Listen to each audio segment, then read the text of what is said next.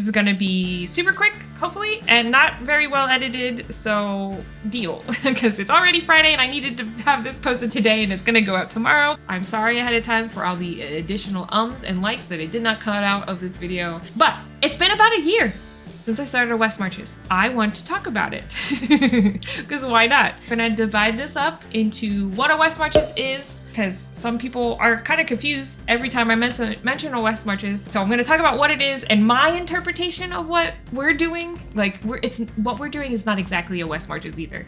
Then I'm gonna talk about kind of the GM perspective of things, and a player perspective, how I think things are going, pros and cons, and then all the surprises that have happened this last year that are both good and bad.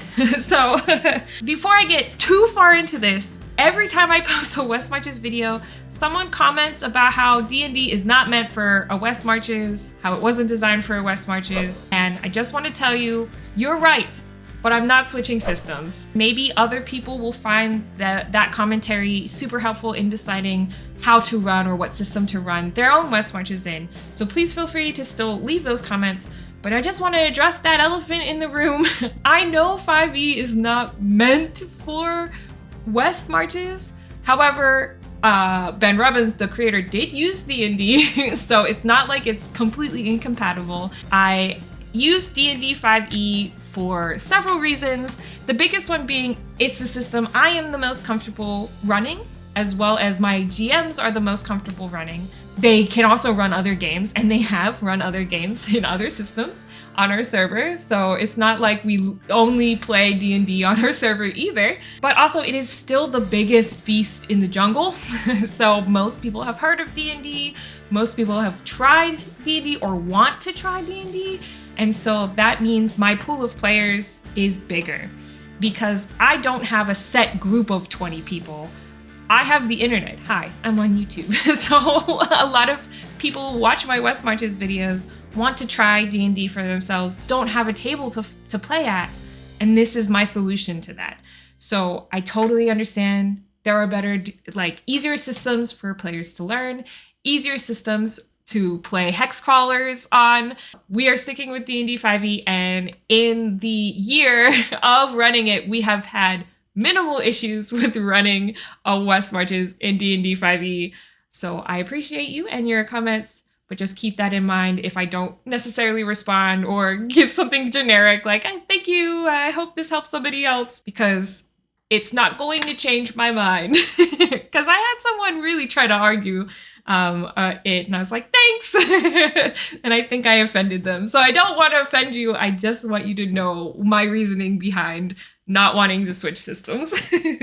Let's talk about what a West Marches is. So again, made by Ben Robbins. You can find all of his blogs on it. I'm not even gonna link it. There are so many people who are talking about West Marches now because Critical Role does West Marches, whatever. You can find so many videos that explain exactly what a West Marches is. I'm not gonna go into all the details. I'm just gonna narrow it down to these key concepts. Well, the biggest one is it's a drop-in format. So you have a large pool of players, one GM typically. They can drop in and drop out because there's no set schedule, no set party, and there's just a big open map wilderness scene, right? So there's no overarching campaign, there's no like political intrigue, just dropping rumors and hints, and then the players pick where to go, so it's player driven. So the key things is flexible schedule, flexible table, a big exploration-based sandbox map, and then this shared knowledge between all the players. Nothing is really kept from each other, and the players have to share that knowledge. That's the main basis of a West Marches. We're a little different because I have to make life complicated. We are definitely player-driven, but we also have a lot of GM-driven stuff. We have overarching plot lines, but they're minimal, right? So we have big baddies pulling the strings on the monsters, okay? And each GM kind of has their own section of the map, because again, we have more than one GM, not just one GM. And so everybody has kind of their own section of the map, their own set of enemies. We collaborate on these stories as well. We also post rumors. We call them quests. We call sessions quests.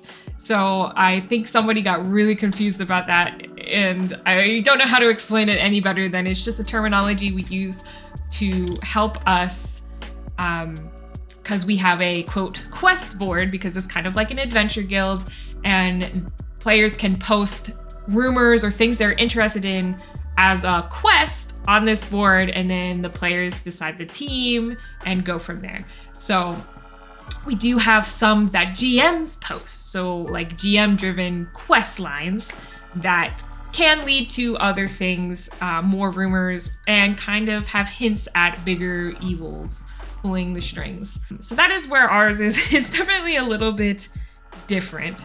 Also, not to mention, like, Ben Robbins had like, what, 20 players? Hi, Flinty. Had 20 players, and we have like 100. So our size, our pool of players is much bigger as well. So that also contributes to some of the things that we have to do in our West Marches that might not apply to most people's West Marches.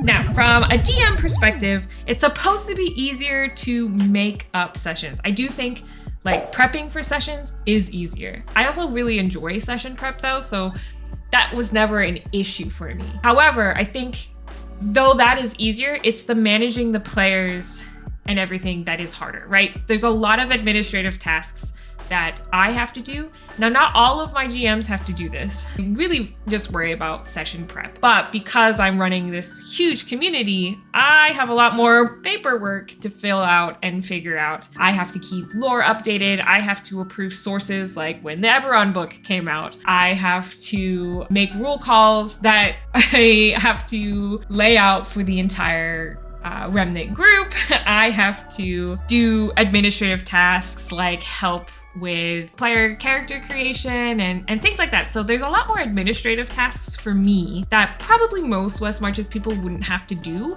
But I think that doesn't make it an easier style of play for me in particular. Of course, there's also dealing with any disputes. Our players are pretty chill. We have a really good community of players that are typically, I don't know how this happened, but everybody's pretty chipper, pretty outgoing, very welcoming of other players, helpful. They are eager to help each other. No one is like here to win, if that makes sense. Pretty much everyone's here to play. That isn't to say that we haven't had people who are, quote, here to win. Honestly, those people fizzle out. Either they stop playing as much or they end up, not meshing well with the group as a whole, and I end up having to ask them to leave, or some people can. Of course, there's always going to be people who get aggressive, and we don't really tolerate that kind of stuff on the server. I have had to deal with disputes and things like that, but I do think that's normal even for regular tables. You got to vet the players at your table. Not every player is fit for every table or every group. So I feel like it's just exacerbated. I think it's just more extreme because of the amount of people that are on the server. So I'm okay with, the community is my baby. So I'm okay with protecting the integrity of my community and vetting players. Scheduling is still the real BBG of any game, of anything. This is supposed to make it easier, and it does, because games get played. I run about 4 games a month just for the server, so games are happening. There's no long pauses between, except during the holidays. There was a long pause during the holidays because everybody's got stuff in December. But in general, we really haven't had long breaks of no games. It's been hard to get things scheduled still, but things are still getting scheduled. It's still a battle, but it's a winning battle. Does that make sense? Probably not. I don't know. The other thing I have to say is I'm constantly having to make rule calls on things, and I am the worst GM. I don't know all the rules very well. I've read the books once, but I also have a hard time remembering it. I didn't take notes while I was reading the books or anything. I'm sure I skimmed through the boring parts and missed some stuff. I am not a rules lawyer, and I'm not good at that. So then when it comes to having to make calls for 100 players to follow a rule a specific way, especially with the newer edition, so the 2024 edition is kind of a pain. They leave a lot more open-ended, which is great and awful, requiring me to make a lot more of those decisions.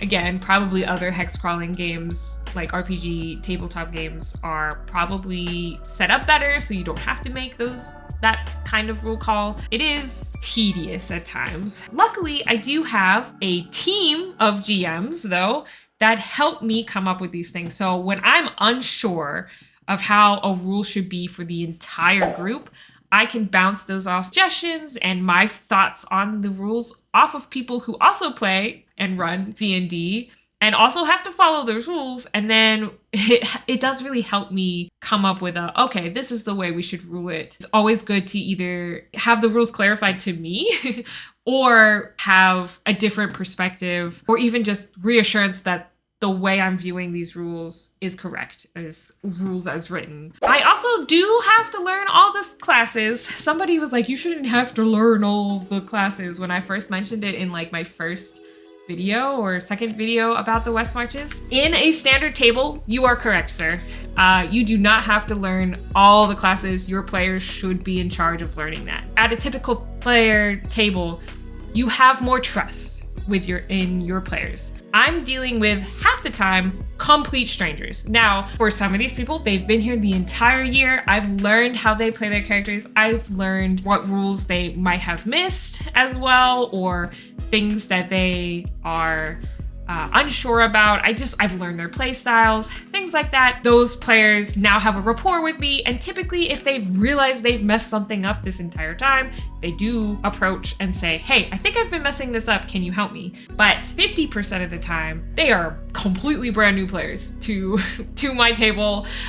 So I can't just assume they know how to play D&D. I can't assume they know their classes. That means I have to do all that legwork. I'm okay with that.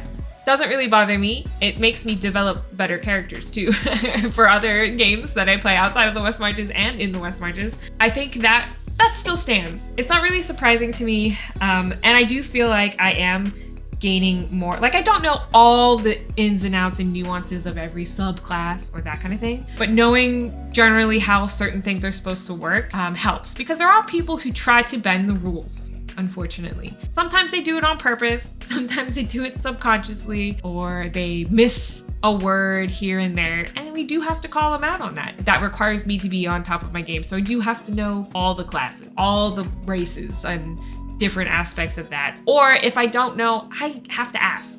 And so you have to either be okay with being wrong in the moment and then looking it up later, or just growing that knowledge. Okay. So from a player perspective, and I have gotten to play in my own West Marches, which is super fun. I think some things that have happened finally is it is more player driven. We had about 6 months of time where pretty much all the quests were stuff that we dropped as GMs for the players to follow up on.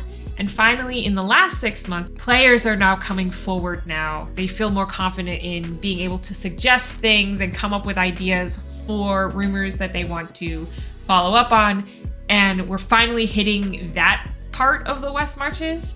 And it took us a long time to get there. I love it because then the players are more invested in what they're finding and are paying more attention to rumors and things like that. I will say for our particular West Marches, because we have so many players and everybody can have up to 3 characters, a lot more paperwork involved for our players. And I do think that is a turnoff for some people, which is fine. The reason we have all these forms and stuff is because since we use Foundry and we have multiple GMs, if we update Foundry, we've actually had cases where characters did not import correctly from GM's Foundry into the regular Foundry. We've had users be completely deleted and all that information be gone. We've had characters completely deleted accidentally, updates where certain characters just got corrupted. So we have to have a separate, essentially a place that is a zone of truth for your character. And so that of course is a huge Excel sheet. We are working, and by we I mean my husband, who's a software developer, is working on a solution for me. I know there are other solutions out there, but I didn't like them, so you can suggest them. but I have a software dev as a husband and he really enjoys actually working on this project, surprisingly. Let him have the project. That's perfectly fine. But of course it's taking a long time, and so when that comes out, things will change, and hopefully this aspect of it from a player perspective will be less of a con, more of a, oh, look at all the players that are in this game and look at how many clerics there are and like all of that, instead of like, oh my god, I can't believe I have to fill out all this paperwork, you know? And of course, I do think there's a learning curve with Foundry. That's why half of my videos on my YouTube channel are Foundry related, because there is a learning curve. It is a great software. It is really easy to use. It's versatile, but there's a learning curve. It's only easy to use after you put a lot of time in learning the basics.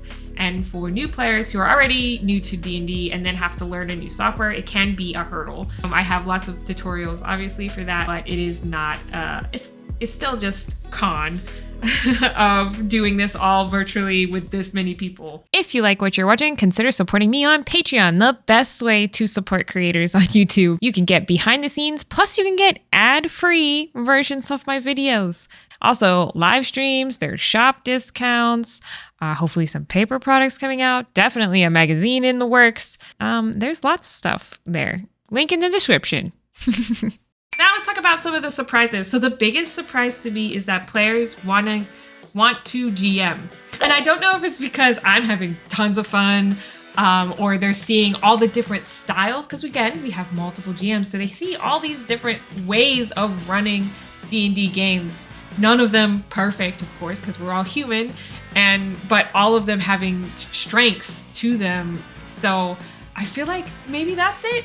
You'd have to ask my players. Oh, we're also seeing a lot more one-shots just being run on there that don't have anything to do with our West Marches campaign. One-shots, people wanting to try GMing for the first time, and I think that's a crazy surprise to me. We also have people who want to share other systems, and so they're running things like Call of Cthulhu on there, and Daggerheart, and Draw Steel, and like all these other things. As much as I love D&D, it's not the only system out there. It's not the best system out there either. So being able to try other things with different groups has been lovely as well. We are seeing the role-playing channel, which I was like, I don't know if it'll go well. It's taken off. So many players love to use that to keep their character voice in their mind between sessions. We've now run, essentially we call them RP quests. It's literally just play by post, essentially, in the RP channel in these threads. That was not something I expected to really happen on our server at all, and it's popping down there a lot of the time. The other thing is the amount of people who have stepped forward to volunteer also blows my mind. I guess I always just assumed I would have to do everything by myself, kind of just prepared to do that. So many people have come forward to become, we call them keepers on our server, but they help with that administrative stuff, making sure people have submitted forms correctly, because there's a lot of places that can have errors. Helping people with character creation, helping people set up Foundry. Like, it's just a lot of stuff I didn't really expect to get a lot of help on. Even the GMs, they're always helping with like new threads for the campaigns, or like quest lines, or you know, motivations for enemies, helping us with maps. Like, we share maps between each other, share monster content between each other. We talk about rulings, kind of keep each other in check, which is great. It's like it's a team of GMs instead of just one GM. I feel like sometimes you get overwhelmed as like just a solo GM. You get overwhelmed with all the responsibilities and the things you have to do. Whereas in my West Marches, I literally have a group of people that I can be like, hey, I'm thinking of this idea. What do you guys think about it? And get feedback on how it would affect the world, help with that world building, someone to pump you up about certain aspects of your world, someone to talk about those things with too, because in a regular D&D game session, like you have 5 players and 1 GM, the GM can't necessarily talk about all the cool things happening behind the scenes, but I can in my West Marches because I have people who are also keeping it under wraps with me. And I think that is also something I was kind of surprised to really love about running a West Marches. I think the other thing is that people really love the world I've built because we are a little more complicated. We could have just made it easy. We could have picked Forgotten Realms and, you know, done all the standard D&D stuff, but I have to make my life more difficult. But I think doing that, one, it's gotten the GMs more invested. So the GMs can contribute to the world lore too. It's not, while the basis of the world is my creation, at this point, it is all of our worlds. Our players have contributed, our GMs have contributed. Like, this thing has grown into something massive. I love all the different aspects of the world, all the things that are getting fleshed out in it. It feels more dynamic, it feels more lived in. And of course, the variety of games. No two GMs run a game the same way. We have right now 1, 2, 3, 4. We have a 5th possible GM who's gonna have an audition soon. Not one of us runs the table the same way. And you know what? I think that's crazy. Like, I absolutely love it. We each have our own strengths. I would say I have more weaknesses than most of them have. I, as a GM, get to play in games. And that's also extremely exciting for me because I just want to play. I just want to play games. I love running games too. Don't get me wrong. That's my favorite aspect of this. And that's why I still run like 4 games and maybe play 1 a month. Being able to play and experience other GM styles, feel out what they do and how to kind of incorporate what they do that I like into my own game. It's a completely different perspective. And I just really like it. And I think the players like it too. They can play with different GMs and get a different type of game. So if they're really looking for a combat heavy game, they can go to one table. If they're looking for something that has kind of a mesh of everything, that's pretty much my table. If they're looking for something goofy, like sometimes I have goofy things at my table too. There's so many different styles of running games and of playing games. And because we have such a variety of GMs, which I want to get more GMs, of course, but there is, you know, a little bit of a curve there. We do require our GMs to play with the group first, which I think is important because our GMs also know what it's like to be a player at one of these tables. They know what it's like to have to do all that extra paperwork for their character. They know how I run games and how all my other GMs run games. And then we also kind of audition them because the only way for me to truly know if a GM is right for our West Marches is for me to be in a game with you and experience your style of play and how you handle disputes and how you handle complications and how you handle GMing as a whole. Though I'm pretty lenient, honestly. You don't have to be I'm not a perfect GM, so I cannot expect perfection out of any GM. And like I said, everybody's style is different, and I think that is amazing and wonderful. And then finally, I don't know if you can tell as I gush over this as much as I have here in the end, it's just fun. I've not had a hobby that has been so inclusive, just so lovely. The community, it makes my day pretty much every day. If I'm having a rough day, literally just jumping into the RP channel and talking about things happening in the Remnant world, like, just brightens my day. There's so many aspects of this campaign, even though there's a lot more work when it comes to the administrative stuff and all of that. The amount of fun I'm having in this world and with these players and with these other GMs it just outweighs any of the negatives, any of the scheduling issues, any of the issues I have to deal with community management wise. It's beautiful. There's plenty of stuff I could work on, of course, and there's plenty of stuff that I'm trying to implement, but I don't have a full list of that, and I didn't want to have to dive deep into that. Stuff like trading systems that we're gonna have to put into place and different aspects that like make things a little bit more complicated. But even those, like, I have so much fun playing and running games. I think that's the biggest surprise of it all, maybe. We all just want to play tabletop games. Not to mention, we also get to do it on the regular. I have played almost, not again, December was iffy with all the holiday shenanigans. but I have played pretty much every week in the last year. I don't think everybody can say that. Sometimes multiple times a week. So I hope this didn't get too rambly and wasn't too all over the place. I'll try to timestamp it a little bit if I remember, but I gotta edit this now. It is like 2:30, so we're gonna try our best to get this done before 5. If you're interested in joining our West Marches campaign, I'll put links down below. It's just on our Discord server. There's a little bit of setup. Like I said, there's some paperwork to do if you want to be a player. If you want to be a GM, again, we start as players first to get you integrated into the community, get to know you as a person before we let you run games. If you're interested in kind of watching some of these games, all of my West Marches games are actually recorded and I share them on my Patreon. I'll put a link somewhere. They're free, so you don't have to subscribe to my Patreon to watch them.